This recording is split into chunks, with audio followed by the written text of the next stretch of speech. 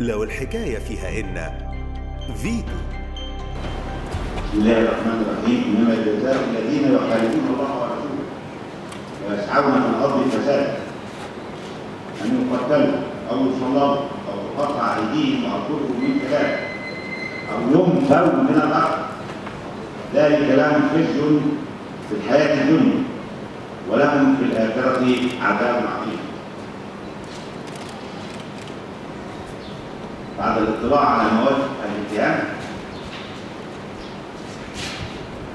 والمداولة قانونا، حكمت المحكمة أولا بإيجابية بالنسبة للمتهمين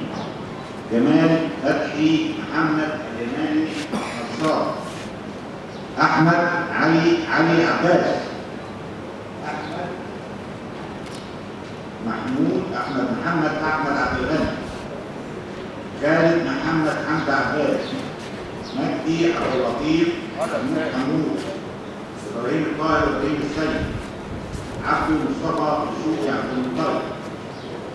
حسن حسني حسن القتادي، عمرو عبد المنعم فرج درويش،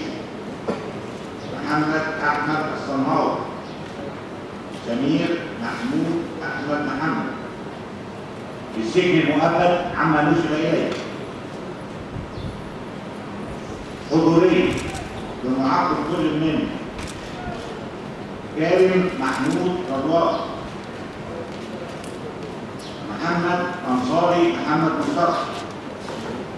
عصام مختار مرسي محمد، أحمد محمد عارف علي، مراد محمد علي،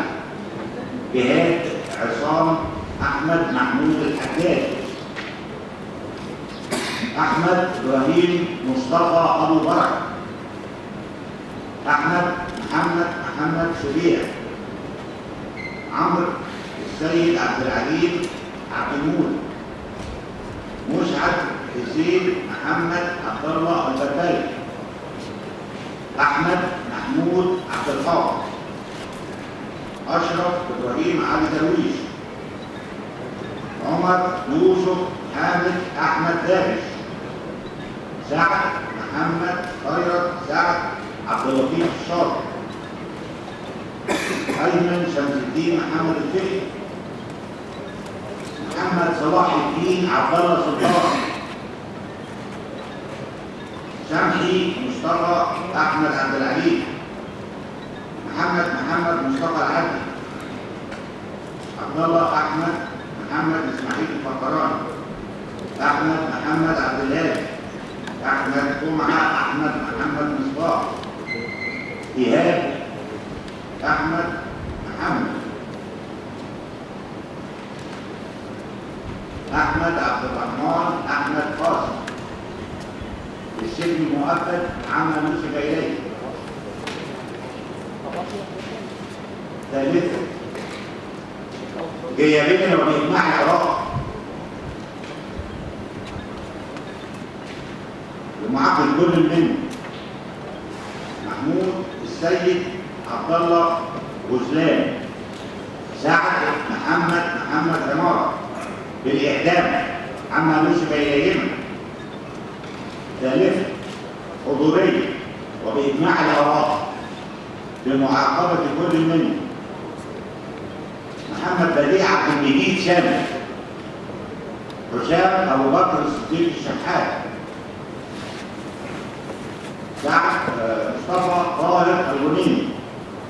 سعد عصمت محمد الحسيني، وليد عبد الرؤوف محمود شلبي، صلاح الدين عبد الحليم مرسي سلطان، عمر حسن عز الدين يوسف مالك، محمد المحمدي حسن شحات، فتحي محمد إبراهيم شهاب الدين، صلاح نعمان مبارك عمران،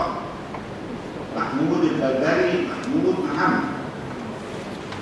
عبد الرحيم محمد بالإعدام عما نسب إليه،